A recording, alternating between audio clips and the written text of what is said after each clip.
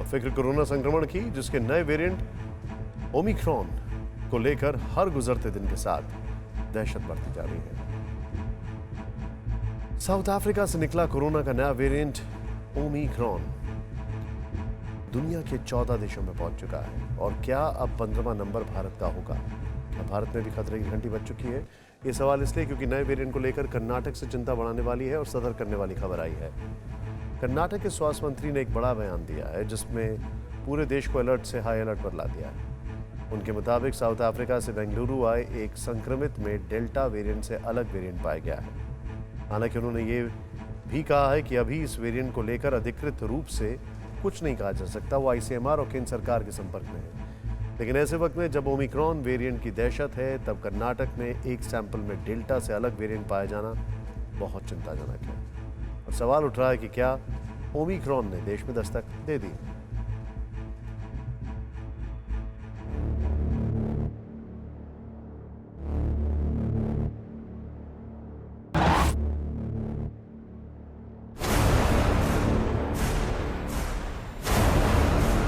Corona के नए variant का डरावना साया दुनिया में एक के बाद एक देशों में फैलता जा रहा है और आशंकाएं भारत में भी बढ़ती जा रही हैं, क्योंकि देश में अलग अलग हिस्सों से चिंता बढ़ाने वाली खबरें आ रही हैं। मुंबई में साउथ अफ्रीका से लौटा एक शख्स कोरोना संक्रमित पाया गया है। दिल्ली में जर्मनी से लौटा एक शख्स पॉजिटिव मिला है।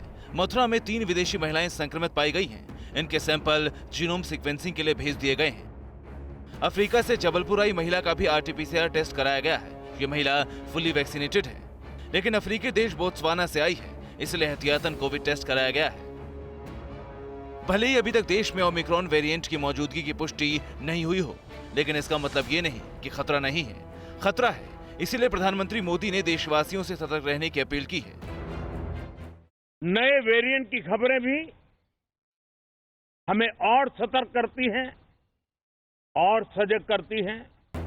ओमिक्रॉन के खतरे के मद्देनजर भारत वक्त रहते अलर्ट हो गया है। बिना देर किए हवाई मुसाफिरों के लिए नई गाइडलाइन जारी कर दी गई है। साउथ अफ्रीका, UK समेत सभी यूरोपीय देश, ब्राजील, बांग्लादेश, बोत्सवाना और चीन को एट रिस्क देशों की लिस्ट में शामिल किया गया है। Mauritius, New Zealand, Zimbabwe, Singapore, Hong Kong और इजराइल भी इसी में शामिल है। इन देशों से आने वाले यात्रियों की एयरपोर्ट पर ही कोविड-19 की जांच होगी। जांच रिपोर्ट आने तक वहीं इंतजार करना होगा। अगर रिपोर्ट नेगेटिव आती है तो भी यात्रियों को 7 दिन के लिए होम क्वारंटीन में रहना होगा। 8वें दिन फिर से कोरोना की जांच करानी होगी। अगर रिपोर्ट पॉजिटिव आई तो सैंपल जीनोम सीक्वेंसिंग के लिए भेजा जाएगा।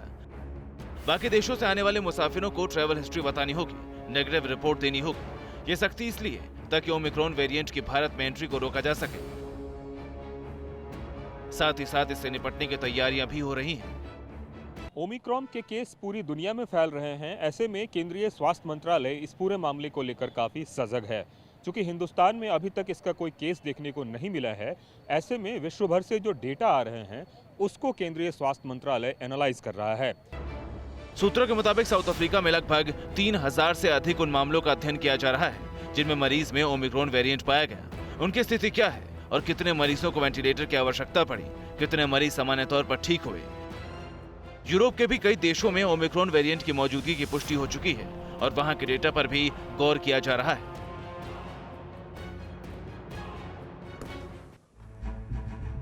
ओमिक्रॉन वेरिएंट को लेकर डर और आशंका की वजह है इसका तेजी से दुनिया को अपनी चपेट में लेते जाना। एक हफ्ते के भीतर 14 देशों में पैर पसार चुका है और 3 देशों में संदिग्ध केस मिल चुके हैं। आइए आपको बताते हैं कि वो कौन से देश हैं जहां पर ये तेजी से फैल रहा है। ये देखना बहुत जरूरी है।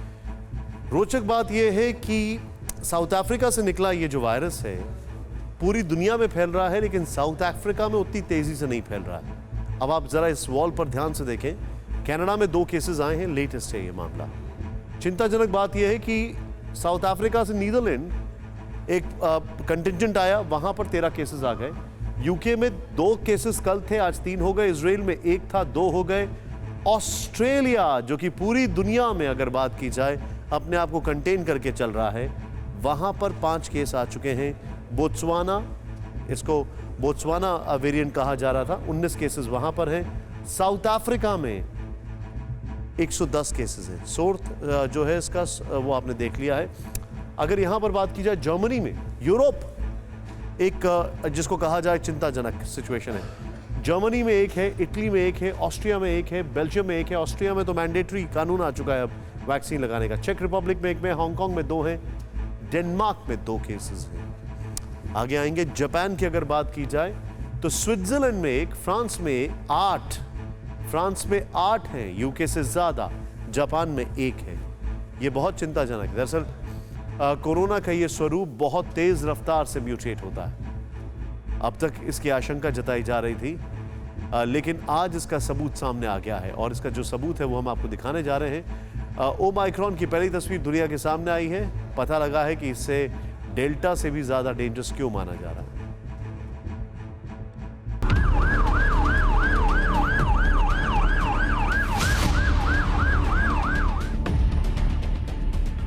दुनिया भर में 26 करोड़ 18 लाख से ज्यादा लोगों को संक्रमित करने वाला और 52,19,000 से ज्यादा लोगों की जान लेने वाला कोरोना वायरस एक बार फिर रूप बदल कर कितना घातक और ताकतवर हो गया है, इस सवाल ने दुनिया के होश उड़ा रखे हैं और इस फिक्र को एक तस्वीर ने बढ़ा दिया है।